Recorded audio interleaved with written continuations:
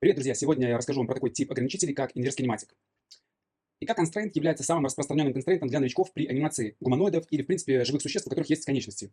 И это неспроста, так как данный тип ограничителя и создавался с целью упростить анимацию суставных конечностей. Если описать поведение данного констрейнта, то это вращение костей таким образом, чтобы вершина кости касалась или указывала на целевую кость.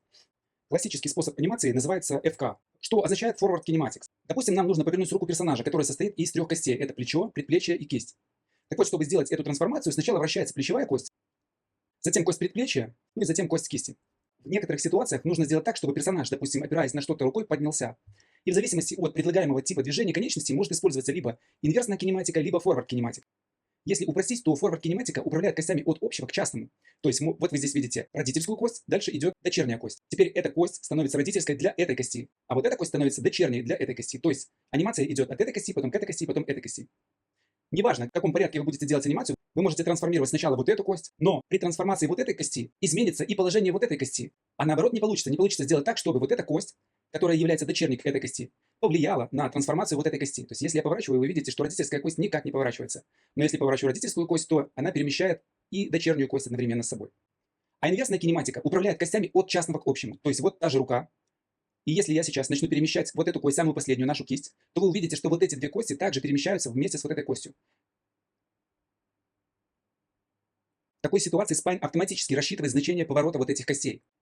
Инверсная кинематика полезна в решении многих задач. Например, чтобы ноги не пробивали пол во время анимации ходьбы.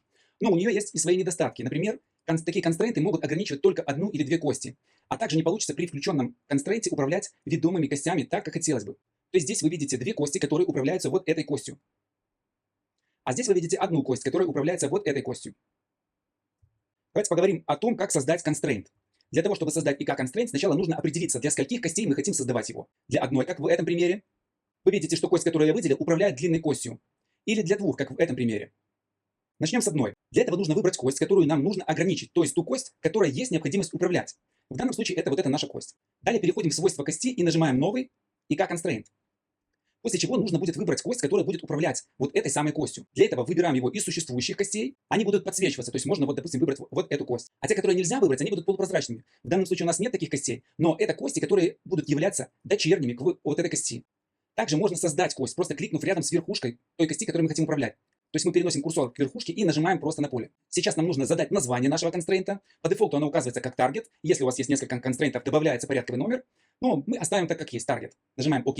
И вы видите, что у нас создался констрейнт в разделе с констрейнтами. И появилась новая кость с названием target. И если я сейчас буду передвигать эту кость, вы видите, что длинная кость, которой мы хотели управлять, сейчас управляется вот этой костью target. Если говорить о создании IK-констрейнта для двух костей, то нужно обязательно выбрать родительскую и дочернюю кость. То есть в данном случае вы видите, что у нас есть две кости, одна маленькая, вторая большая, и большая кость является дочерней к маленькой кости. Нельзя выбрать кости, которые не состоят в прямом родстве. То есть вот таким образом, если мы вот эту кость переместим вот в эту кость. И теперь вы видите, что в иерархии у нас есть кость главная, в которой находится вот эта кость, и дальше находится вот эта кость. И в таком случае мы не сможем сделать констрейнт. Если я нажму, вы видите, что появляется диалоговое окно, которое говорит о том, что нужно, чтобы использовались родительские и дочерние кости. А у нас здесь параллельная иерархия в костях. То есть мы должны переместить вот эту child IK2 в parent.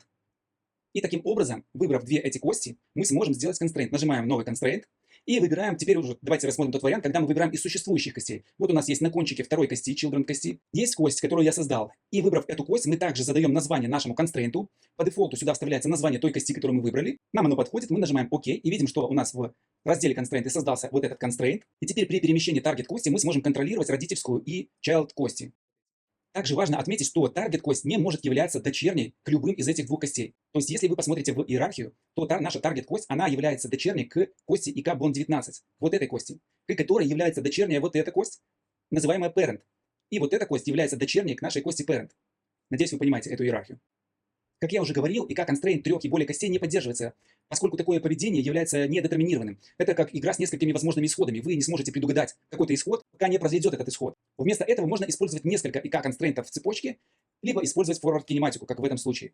Итак, рассмотрим свойства IK-констрейнта. Выделяем какую-либо кость, переходим к ней, нажимаем вот на значок констрейнта, и он перемещает нас в раздел с констрейнтами и выбирает нужный нам констрейнт. И вы видите, у нас здесь есть несколько свойств. Parent, Child, Target, опции, Softness и Mix. Parent. Здесь показана первая родительская кость, с которой начинается наш констрейнт. Щелчок по этой кости выделит ее в иерархии. Нажимаем на нее и переносимся к этой кости. Вот она у нас здесь в сетапе. Эта кость называется Parent в констрейнте IK.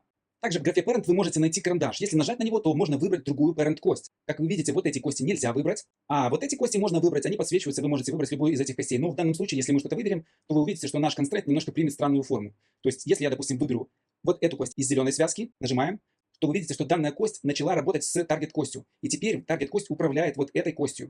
То есть наш констрейнт из двухсоставного превратился в односоставной. И его свойства поменялись. Давайте вернем все как было и пойдем дальше.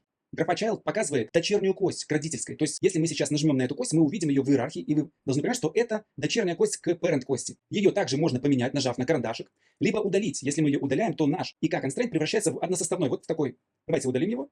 И вы видите, что кость осталась, но теперь таргет-кость теперь управляет только одной костью. Вернемся назад. Ниже у нас расположена графа Target. Здесь указана таргет-кость. Если мы нажмем на эту кость, то мы перейдем в иерархию к этой кости, и данная таргет-кость, она управляет нашими ограниченными костями, то есть parent и child в данном случае. Ну и как обычно, карандаш может изменить данную кость. То есть если мы выберем, допустим, вот эту кость, то вы видите, что parent и child кости растянулись так, чтобы соединиться с таргет-костью. И теперь данная таргет-кость управляет двумя констрейнтами одновременно. Опускаемся ниже. Checkbox Positive. Это свойство доступно только для двухсоставного констрейнта.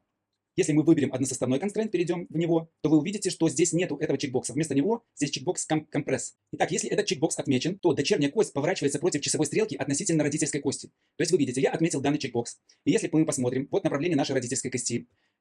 Представьте здесь циферблат, и наша child кость повернулась относительно вот этой кости против часовой стрелки, вот сюда. Если мы уберем чекбокс, то мы поменяем данное значение, и теперь она повернется относительно родительской кости по часовой стрелке. Тем самым мы определяем направление изгиба этой связки. Вы видите, что в таком случае, манипулируя таргет-костью, у нас происходит изгиб вот в этом направлении. Если я поставлю сюда чекбокс, то у нас будет происходить изгиб вот вниз, в этом направлении. Также, чтобы создать изгиб сразу в нужном направлении, при создании костей нужно немножко, даже на 1 градус повернуть дочернюю кость относительно родительской кости в ту сторону, в которую хотите, чтобы изгибался наш констрейнт. На практике это выглядит так. Давайте создадим новую кость. Раз. И мы хотим, чтобы наш констрейнт изгибался вот так. И вторую кость тогда мы создаем с небольшим изгибом, вот сюда. Теперь мы выбираем две эти кости, нажимаем новый IK-constraint, кликаем здесь в вершине нашей child кости один раз, чтобы создать новую кость и назвать constraint. Давайте создадим target 2, окей. И Spine увидит разницу в направлении вот этой кости относительно вот этой кости и выставит правильный чекбокс. То есть сейчас, если я выберу наш constraint, вы видите, что у нас не стоит позитив. И таким образом, трансформируя данную кость target, вы увидите, что она сгибается в нужном направлении. Но создавать кости так не обязательно. В этом нет никакой необходимости. Даже если вы возьмете и создадите новую кость вот таким образом, потом сделаете сплит. Давайте поставим две кости. Наследование. Окей. Вы видите, что вот эта кость повернута на 0 градусов относительно вот этой кости. Они на одной линии находятся. Нажимаем новый. И как constraint. Кликаем сюда. Создаем новый constraint. Выбираем target кость. И начинаем манипулировать. Вы видите, что наш constraint изгибается вот в эту сторону. Если вы хотите просто поменять, вы выбираете данный constraint, нажимаете на этот чекбокс, и ваш изгиб констрейнта поменяется. Давайте удалим все эти кости. Так вот, данное свойство Positive можно анимировать. Почему это важно? При создании двукостного ИК-констрейнта мы не можем сделать так, чтобы дочерняя кость изгибалась относительно родительской кости больше, чем на 180 градусов. То есть, если я начну трансформировать, чтобы она выпрямилась в прямую линию, вы видите, что она выпрямляется, и дальше вот сюда загнуть я не могу. Максимум это 180 градусов. Ну, в анимации мы можем выставить ключ смены изгиба и тем самым сделать поворот дочерней кости больше, чем 180 градусов относительно родительской кости. Вот как в этом примере сейчас я вам покажу. У нас здесь в 75-м кадре выставлен ключ, и смотрите, что происходит. Мы подходим к 75-му кадру, и наш констрейнт выпрямляется. Вы видите, что он выпрямляется. И дальше, в 75-м кадре, я просто-напросто включил галочку Positive, анимировал включение. То есть в 74-м вы видите, что она отключена, в 75-м она включена. И теперь мы можем поворачивать вот эту конструкцию в другую сторону. Давайте дальше рассмотрим свойство Compress. Как вы уже поняли, это свойство доступно только для однокостного ИК-констрейнта. Если чекбокс активен, то это приводит к уменьшению масштаба родительской кости в том случае, если расстояние до таргет-кости меньше длины родительской кости. И вы видите, что перемещая сейчас нашу таргет-кость в эту сторону, тем самым мы уменьшаем родительскую кость. То есть меняется ее масштаб, она стягивается. Если этот чекбокс не активен, то вы видите, что родительская кость не меняет свой масштаб, но я все так же могу ей управлять. Данное свойство также можно анимировать, включая и выключая уменьшение масштаба родительской кости. Далее у нас идет общий для обоих типов ИК-констрейнтов чекбокс Stretch. По аналогии с предыдущим чекбоксом, данный работает на растяжение родительской и дочерних костей. В том случае, если расстояние до таргет-кости больше длины ограниченных костей. Данное свойство также анимируется.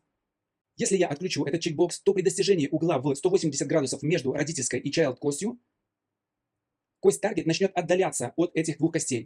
Если сделать Stretch активным, то мы сможем просто-напросто растягивать наши child и target кости. Также есть ситуации, когда наше растяжение не будет работать, даже если оно включено. Это случается тогда, когда значение softness у нас больше 0. То есть если мы поставим любое значение softness больше 0, то свойство растяжения перестанет работать. И вы видите, что оно не активно в данном случае, наши кости не растягиваются.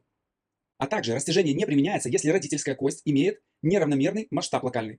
То есть если мы сейчас изменим наш масштаб кости по одной из осей, давайте, допустим, по оси Y изменим его масштаб, то теперь при перемещении таргет кости мы не сможем увидеть растяжение вот этих двух костей. Это нужно учитывать в анимации. Далее мы рассмотрим чекбокс Uniform. Если это свойство отмечено и используется сжатие или растяжение, то кости масштабируются одинаково по осям X и Y. Тут все просто. Если я сейчас начну перемещать нашу таргет кость, а вы видите, что у нас в этом констрейнте отмечено и compressed, и stretch, и я отмечаю также Uniform, то при перемещении данной кости, давайте ее отдалять будем, наша кость таргет будет увеличиваться и вдоль, и поперек. Если отключить эту галочку, она будет увеличиваться, растягиваться только вдоль. Вот таким образом. То же самое и с двухсоставным констрейнтом. Мы начинаем растягивать его, давайте растягивать в эту сторону, то вы видите, что наши кости child и parent, они увеличиваются и по локальной оси X, а также и по локальной оси Y. Если мы отключим эту галочку, то вы увидите, что они растягиваются только по локальной оси X. Далее мы поговорим про свойства мягкости, softness. Это свойство доступно только для двухкостного ИК-констрейнта. Значит, мягкость замедляет процесс выпрямления костей в ИК-констрейнте. При мягкости 0 ИК двигается с постоянной скоростью, даже когда подходит к углу ограничения в 180 градусов вот здесь, между parent и child костью. И вы видите, что происходит как бы такой жесткий щелчок, когда эти две кости становятся в 180 градусов по отношению друг к другу. И часто такое движение не приветствуется в анимации, собственно, из-за этого самого щелчка. Так вот, мягкость позволяет избежать этого жесткого удара в ограничитель поворота. И значение мягкости определяется не в процентах. Значение мягкости – это расстояние таргет кости от максимально развернутых костей. Давайте я установлю его не на 0, а на какое-нибудь там значение 10.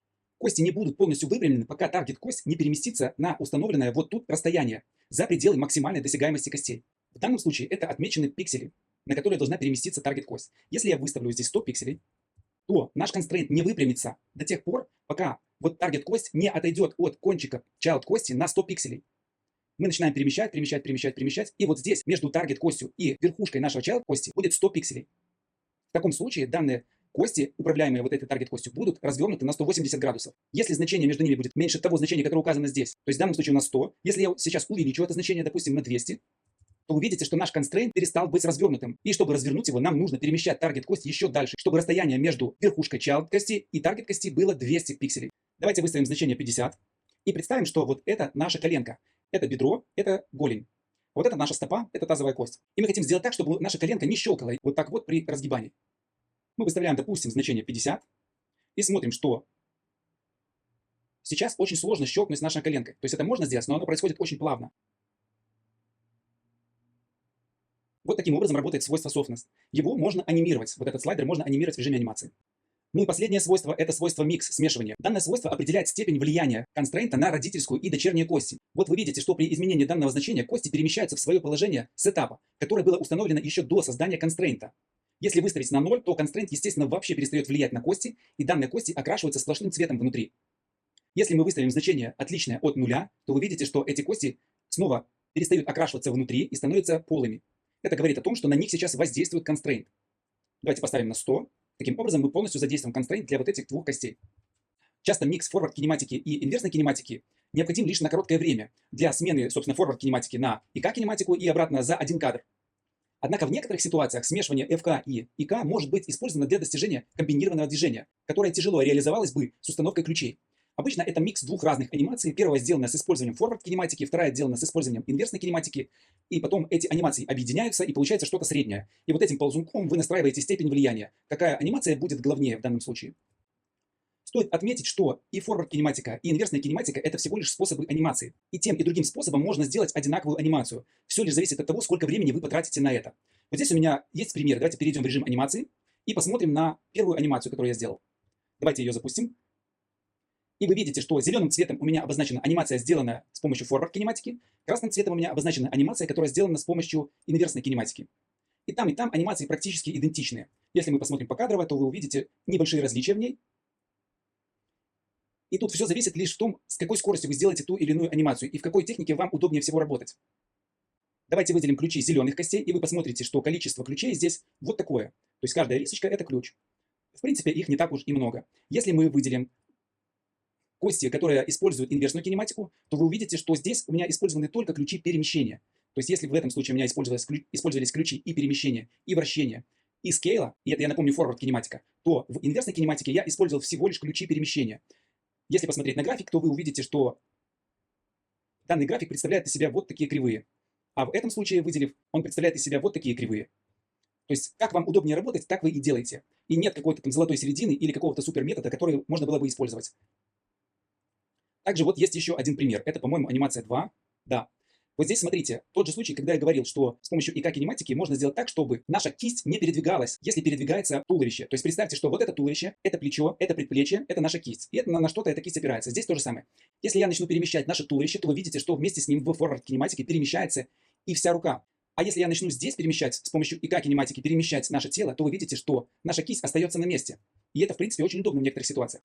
И чтобы сделать вот такие анимации, используя инверсную кинематику, мне понадобилось в раз 5, наверное, меньше времени, чем используя форвард кинематику. Вот посмотрите, я выделю сейчас ключи инверсной кинематики, и это всего лишь, я не знаю, тут, наверное, 10-15 ключей каких-нибудь будет. Запустим анимацию, чтобы вы посмотрели, как это выглядит. А если я сейчас выделю кости, которые анимировались с помощью форвард кинематики, то вы увидите, какое количество ключей здесь использовано. То есть это очень большое количество ключей, потому что мне в каждом кадре приходилось позиционировать нашу кисть так, чтобы она практически не меняла свое положение. И то это было сделать очень сложно, потому что с каждым кадром она все равно немножко передвигается. То есть позиционировать его в то же место очень сложно при помощи форвард кинематики. Так что суть в том, чтобы понять все эти способы анимации, как работают констрейнты, и использовать эти знания по необходимости в той или иной ситуации. Ну что же, на этом у меня на сегодня все. В следующий раз мы поговорим про такой тип констрейнтов, как констрейнт пути. Всем пока.